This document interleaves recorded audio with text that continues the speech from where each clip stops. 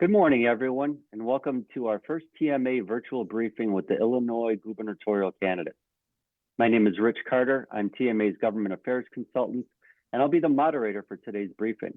We're joined by TMA news editor Fran Eaton, and our special guest today is Rick Heidner, one of four candidates seeking the Republican nomination for Illinois governor. Good morning, Fran and Rick. Good morning, Rich. Great to have you guys here. Well, with hundreds of state and federal candidates battling for their party's nominations in the March 17th primary election in Illinois, TMA members and their employers are in a great position to help decide who will represent them in Springfield and Washington, D.C. going forward. One of the most significant races for TMA members on the March 17th primary ballot is the Republican gubernatorial race, with four candidates vying to take on incumbent Governor JB Pritzker in November. Knowing what's at stake in the race for governor, TMA reached out to the candidates and requested their participation in individual virtual briefings with TMA members. Today is the start of those briefings, and we'll be interviewing the three other Republican gubernatorial candidates in coming weeks leading up to the March 17th primary election. We're going to spend the next half hour having a conversation with Rick Heidner to learn his background, why he's running for governor, and how he can help TMA members thrive and create good-paying jobs for the people of Illinois. At the end of the program, TMA members will have the opportunity to ask written questions of Mr. Heidner by typing them into the Q&A tab on the Zoom control panel. Now, I'll turn it over to TMA news editor Fran Eaton, who will introduce our special guest, give him a few minutes to tell us why he's running for governor, and ask him the first several questions. Fran? Good morning, Rich. Thank you so much for taking time to listen to the different viewpoints that our candidates in the March 17th primary will be sharing with us. Our state of Illinois is in a crucial time, and this election is crucial. Who will be the two candidates from the two major parties, the Democrat Party and the Republican Party, that will run against each other in November? In March, you will decide that.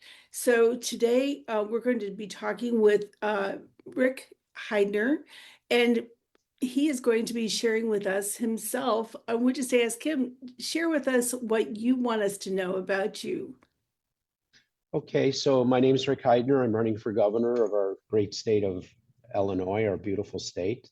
A little bit about me. My background is really started with absolutely nothing. When I was one and my brother was two, my mother and father got divorced. My father left. I never saw him again. We never saw him again. He never helped us. My mother never remarried. She was a maid and a housekeeper and a hostess. And so we really know what it was to suffer. By the time I was 6 and my brother was 7, we were already working, trying to help my mother. We had several paper routes over several city blocks, two routes before school, two routes after, and moved to King Arthur Apartments by the time I was 11, became full-time maintenance people, even at 11 and 12 years old. My brother was 12, I was 11, working about 2,000 hours a year to help my mother. It was like, for my mother, it was, by the time I was 16, she was only making $100 a week, and it was 2 weeks pay to pay 1 month's rent. So I really know what it is to struggle and watch people suffer and suffer myself. By the time I was 16 and a half, I had my own business. And one thing developed into another thing, and I just kept growing and growing my businesses. I mean, I started working at a 7-Eleven at night, saw they had video game machines, and said to the owner of the 7-Eleven if I was to buy the machines, and we partnered in that business, if I could do that. Ended up with a few 7-Elevens with Pac-Man in it and asteroids, and then started buying the 7-Elevens. And then from buying the 7-Elevens, where I wasn't even old enough, I had to buy them with somebody that was 21 because you had to have a liquor license. And that's how J.J. Pepper's food stores came about, built that up to 24 stores, realized we should own the real estate because we're the anchors, started buying and building the buildings, loved being in the real estate business. And by the time, I ended up with, before the real estate crash happened, I ended up with 225 buildings with 700 tenants in a dozen states. And again, one thing grew into another, same way your businesses are. You start you start building something and you realize I'm buying this, I should be building it. I mean, in the manufacturing business, I get that. So today we have 4 major businesses. We have over 800 employees, 280 buildings in a dozen states, over 800 tenants. I know what it is to pay rent. I know what it is to be an employee. I know what it is to be an employer. I know what it is to build things. I know what it is to pay real estate taxes. And now, why did I run? So busy, always, building and building, going from zero to where we're at today is a lot of building. And, I always put my head down, waited for somebody to tell me how much I owed and just tried to figure out how to pay it, right? And I'm talking about taxes too. But when I saw what was happening in our state and I saw all these people being hurt, and that's really the major thing, I just couldn't stand it anymore. The business part of it's actually easy for me. And, but my heart and my soul just kept saying, Rick, you have to run. When I saw the other Republican candidates, I'm sorry, I know what we're up against with JB Pritzker because I've gone against him already once. And I just had to run because they had no chance to beat him. So, and then on the business part, I'm watching the fall session, and all it is how much more we're going to tax you, how much more we're going to charge you. We're going to have a service garbage fee, 45 cents on the tolls, all this stuff. Where do they ever say we're going to make money for Illinois? Where are they ever saying you can generate all the money in the world, just do more business? But they're so foolish. All they know how to do is charge us more money. Take. Never do you hear make. And that's what I want to do. I want to take the state and make it into, Florida, Texas, everywhere else. So, it's ridiculous what they've done to our beautiful, beautiful state. So thank you. Sorry, I'm long-winded. Sure. That's great. Well, we have your background, and that's exactly what we wanted, and shared a little bit about your ideology and your thought on what is your vision for the state of Illinois. You just kind of told us you think you would love it to see it head towards a Florida or a Texas kind of thing. Is there anything more that is in that vision? Absolutely. So the very first thing I do when I go in, sanctuary state's gone, Safety Act is gone. I want to freeze all tax increases, every single one, whatever power I have to do that. I want to stop any increase. Then I want to go through every single solitary department, and I don't want to call doge it because we're gonna blow it up. We're gonna dig and we're gonna find out where all of this waste is. JB Pritzker goes in office. We're at 37, 38 million, $1 billion budget. Today we're at 55, $56 billion. It's so ridiculous. It's so just more and more, giving more. I mean, you're all business people. I mean, what was it, a year ago, June, he's standing, we're all working. He stands in front of the camera and says, every single employer, every employee in Illinois, by the way, King Pritzker is going to give you 5 more days off. You don't have to tell your employer what it's for. You don't have to tell them till the day before. It's not counted as a day that you're going to get. I have 800 employees throughout our family. That's hiring 20 full-time people without one ever showing up to work for an entire year. And I think you guys know what I'm talking about, but it's insanity to me. It's insanity. One of my businesses, 19% tax increase since he's gone into office. 19% tax increase on one of my businesses. So anyway, I want to freeze everything. I want to go through that, chop out all the waste. Then I want to start bringing businesses in here. We're going to have to give tax incentives. We talked about Midlothian a little bit earlier before everybody got on, and how I developed that beautiful property on 174th, 147th and Cicero. I went to the town. It was empty for 11 years. And what did I ask for? I said, I need $3 million in tax incentive. I'm going to generate the tax. I just need some of it back so it helps me go to the bank to borrow. I spent $22 million over there. And then the 15 acres next door that was empty for 15 years, the city was able to sell it right away. You go there now, it's all beautiful. Hundreds of jobs. millions and millions and millions and millions of dollars in taxes a year, gas tax, real estate taxes, employer taxes, sales tax, on and on and on, gaming tax. So I understand what it is to build. You know, I have a very short story I really want to tell you guys, because when we first sat down and when you started talking to me, I thought about such a dear friend that was in the manufacturing business in the previous years, 12, 11, 10, whatever it was. I want to bring that up a little bit later. I'm sorry. Go to the next question because I'm probably driving you nuts already. You're doing great. Okay. So as a business owner yourself, you know that energy is a huge expense for our TMA members. They tell us that energy is second only to wages in the payroll.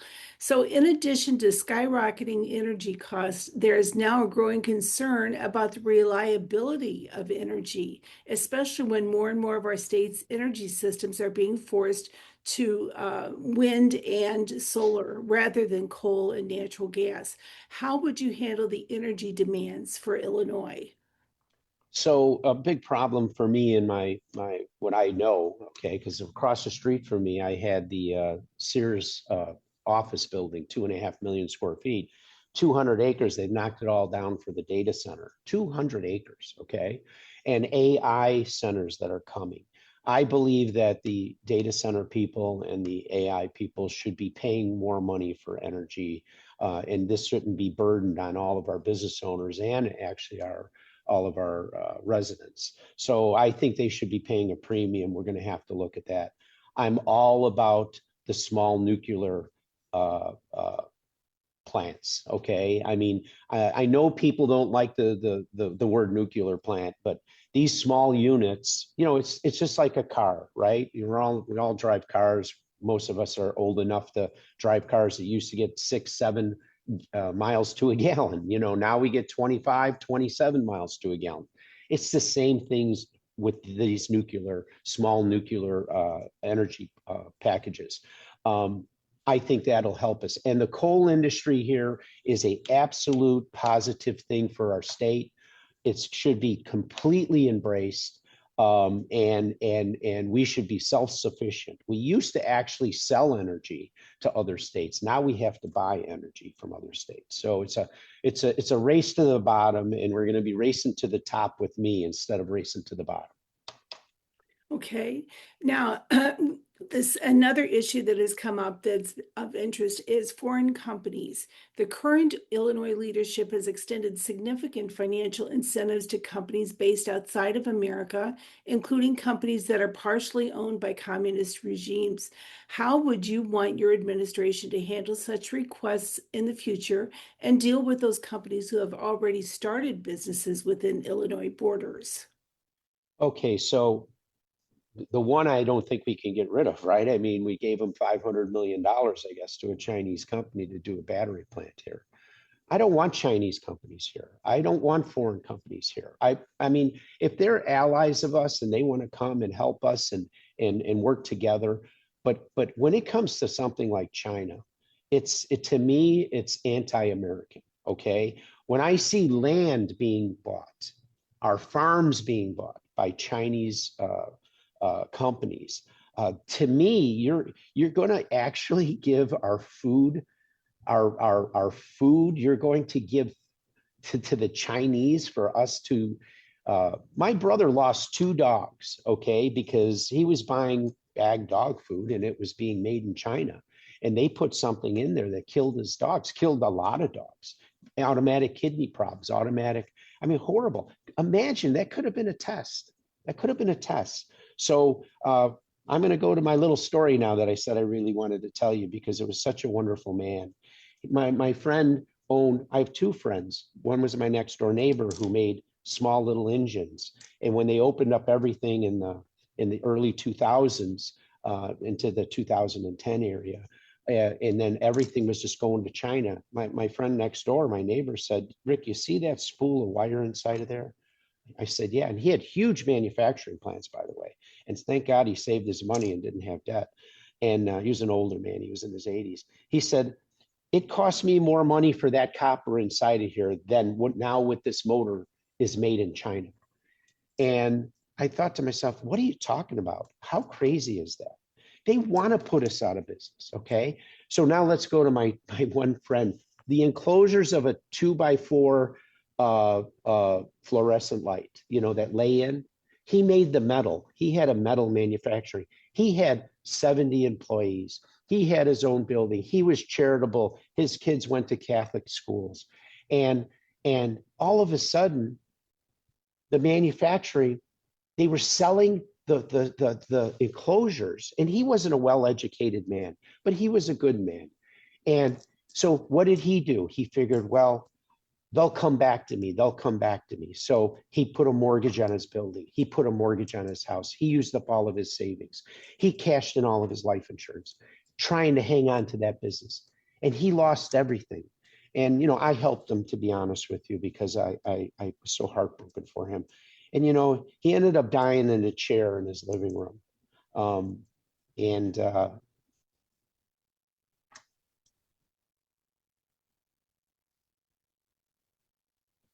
Why? Why? We have to be self-supportive with ourselves. We have to be good to ourselves. We need to help each other. We don't need communists coming here that want to destroy our country and steal our land and steal all of our business. It's not going to happen with me. I want to put a stop to it. I'm not going to give those kind of people any kind of help. Sorry about that. Thank you for sharing that, and I'm glad you got that story in because it's powerful.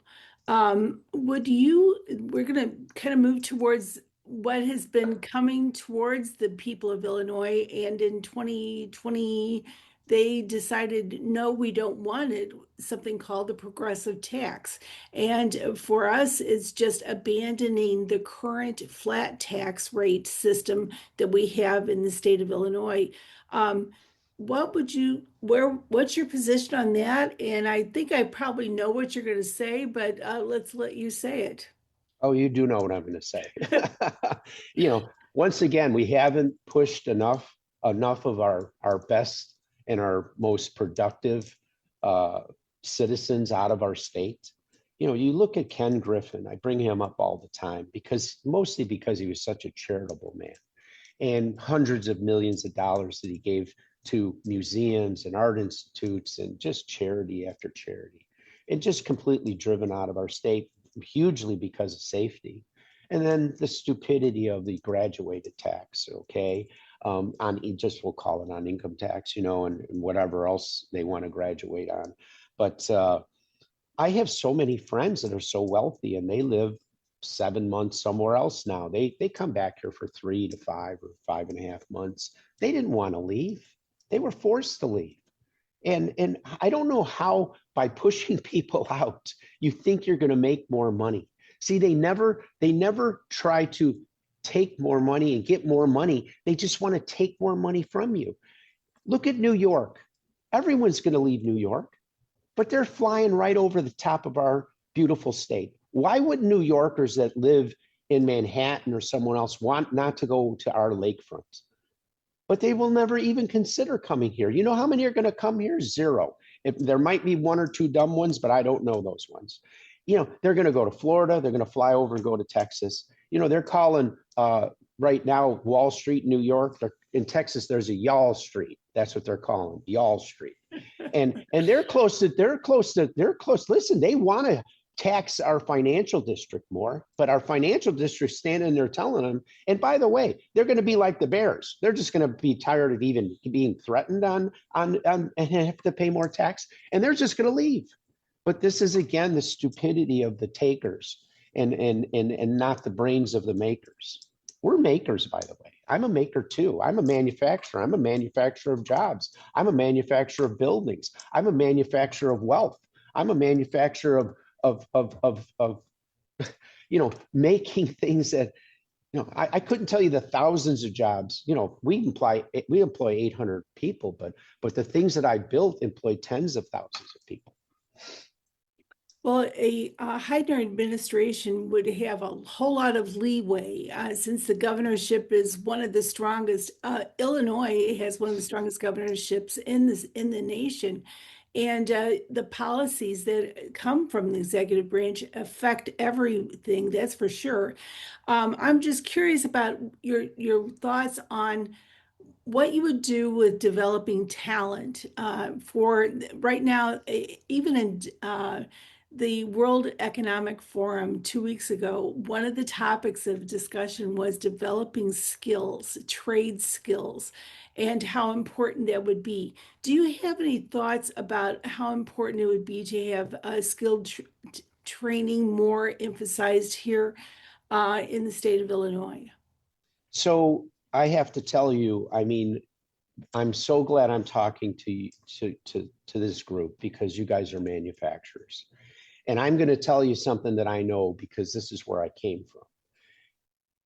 When you're very, very depressed in a, you know, we were the poorest kids in the poorest family in a lower income area. All right. And we're going to go to the neighborhoods on the south side now. Well, I didn't live there, but let's just talk about me and let's just talk about those people. I really want your help. And if I have to give you some tax incentives to help me with this, what I want to do is if you grow up in an area or you grow up in a family or you grow up and you're not able to see anything other than what you're able to see, you only know what you're taught. You only know what you're told. But if we could take schools, okay, if we could open up small places, or we could transport kids or kids just coming out of high school to learn and show them more than what they understand or their environment keeps them inside of. Do you have any idea what good we could do? Do you have any idea? And again, forget about the money. Think of the lives we could change. Think of the people we could help. Think of the generational horrible situation these people are in because nobody's ever shown them anything more than we've kept them in this bubble. If I didn't see what prosperity could look like, you know, again, I worked so hard and my brother worked so hard and my mother worked so hard. And my thing is I never wanted to see anybody suffer the way we did. And I definitely didn't want my wife and kids, when I ever was going to have some, to live the way that we lived. So I was nonstop work. You know, it was nothing for me to work over 100 hours a week. It was absolutely nothing. You know, all I did was work. I didn't play baseball. I didn't date. I didn't do anything. I just worked. So, but I realized, especially in the beginning, if I wasn't shown, I mean, I had the richest uncle in the world. They lived in a 1,600 square foot ranch house in Franklin Park with 3 bedrooms, and they actually had a house. So to see that, it was like, oh my God, I could have that. I could achieve that. Somehow I have to get there. I'll just work day and night. So I think I really want to work with you because I think we could really do some wonderful things, which gives us great citizens, right? Productive citizens, and gives them pride. I don't think they want to be where they're at. I think they just think that that's the way it is, and that's the way they're supposed to be, and it's not. Well, I had more questions. You have such great answers. I appreciate that so much. I'm going to hand this back off to Rich because he has a couple of questions from our actual viewers, and we'll get a tone on where they're coming from. If you don't mind, we'll have a few more minutes. I'll stay later. If you want to ask all the questions in the world, I have no problem answering. If people want to stay after, you know, if you want to leave it on, I'll take any questions.